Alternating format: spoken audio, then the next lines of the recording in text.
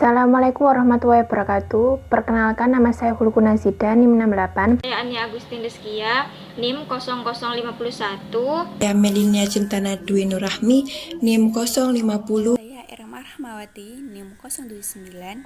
Kami dari kelompok 5. Di sini kami akan menjelaskan tentang komunikasi bisnis, Yaitu mendengarkan dan merespon.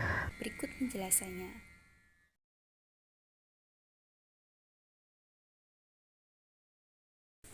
Apa sih itu mendengarkan?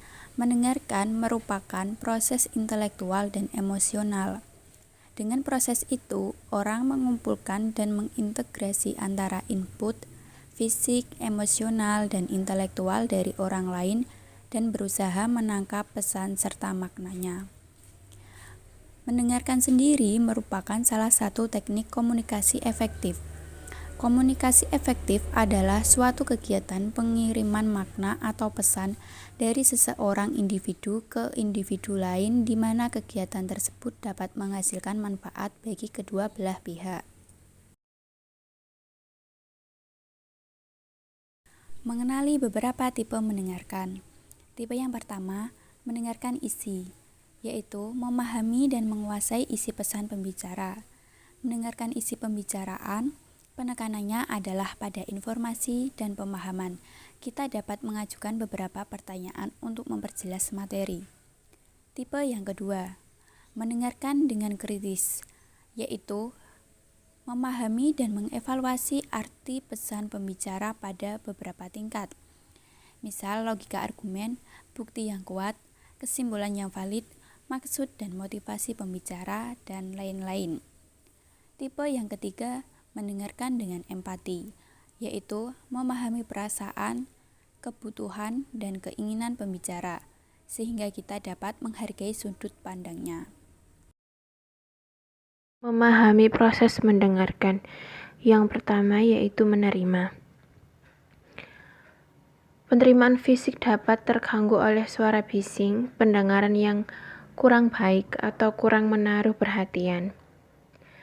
Beberapa ahli juga menyertakan pesan nonverbal sebagai bagian dari tahap ini karena faktor-faktor tersebut jika mempengaruhi proses pendengaran. Yang kedua, menafsirkan.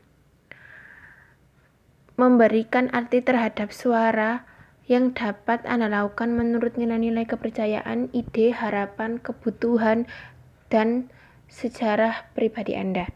Yang ketiga, mengingat.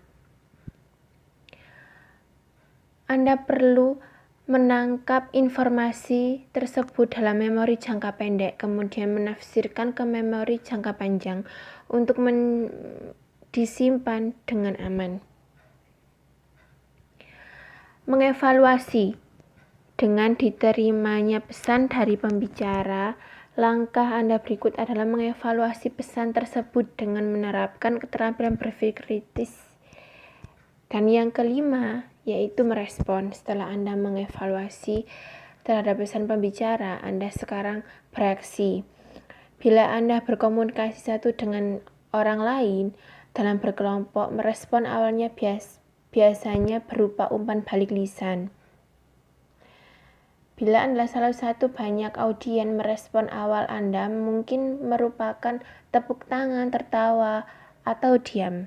Baru kemudian Anda bertindak berdasarkan apa yang Anda dengar. Yang selanjutnya yakni mengatasi penghalang pendengar secara efektif. Yang pertama, kendalikan apapun hambatan terhadap penerimaan fisik sebisa mungkin, atau terutama menginterupsi pembicara dengan mengajukan pertanyaan atau memamerkan perilaku nonverbal yang mengganggu. Yang kedua, yaitu pertahankan pikiran yang terbuka dengan menghindari setiap prasangka atau tidak mendengar secara defensif. Ketiga, hindari pendengaran secara selektif dengan mencoba berfokus pada pembicara dan menganalisis apa yang didengar. Dan yang terakhir, keempat, mengurangi kata-kata sendiri ide pembicara. Berikan orang tersebut kesempatan untuk menegaskan atau memperbaiki interpretasi Anda. Yang selanjutnya yaitu cara mendengarkan secara efektif. Yang pertama ada perhatikan dengan baik siapa yang berbicara tersebut, mulai dari gerakannya, kontak mata, nada suara, dan ekspresi wajah. Perhatikan tersebut akan dapat membuat pemahaman terhadap apa yang dimaksudkan tersebut. Dan yang kedua, berikan umpan balik atau feedback seperti apakah mereka sudah mengerti atau belum, apakah ada pertanyaan atau pertanyaan setuju atau tidak setuju terhadap apa yang telah disampaikan tersebut. Yang ketiga, mendengarkan membutuhkan waktu. Nah, oleh karena itu, proses komunikasi yang dilakukan secara tatap muka sebagaimana seorang mengirim pesan kepada pesan secara simultan. Dan yang terakhir yaitu yang keempat, gunakan pengetahuan Anda tentang apa yang berbicara tersebut untuk dapat menarik manfaat positif bagi Anda. Menciptakan komunikasi yang efektif. Komunikasi efektif adalah komunikasi yang mampu menghasilkan perubahan sikap pada orang yang terlibat dalam komunikasi.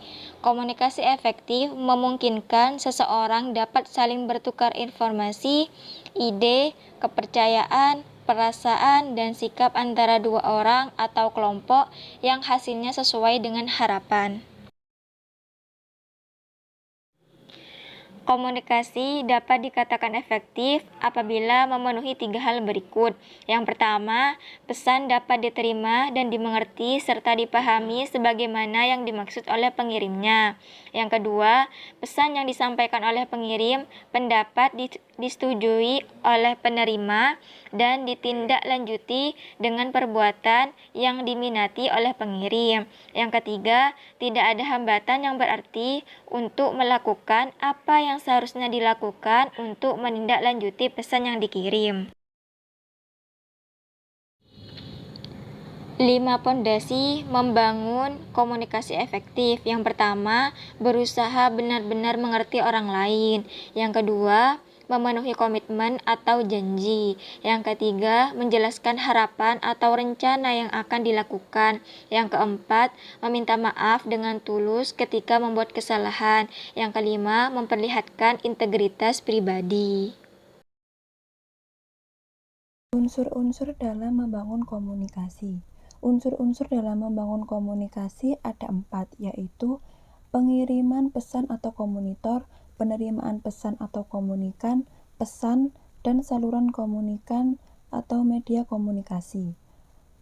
Pengirim pesan atau komunitor adalah manusia berakal budi yang berinisiatif menyampaikan pesan untuk mewujudkan motif komunikasinya. Penerimaan pesan atau komunikan adalah manusia yang berakal budi kepada siapa pesan ditujukan.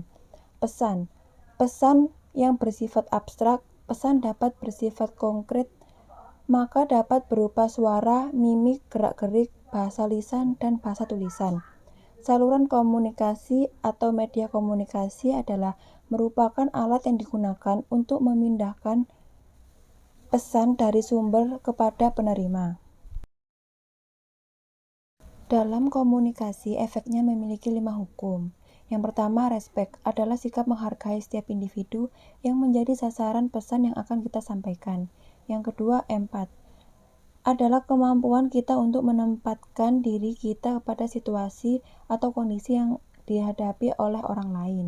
Yang ketiga, audible adalah pesan yang kita sampaikan dapat diterima oleh penerima pesan melalui media atau delivery channel.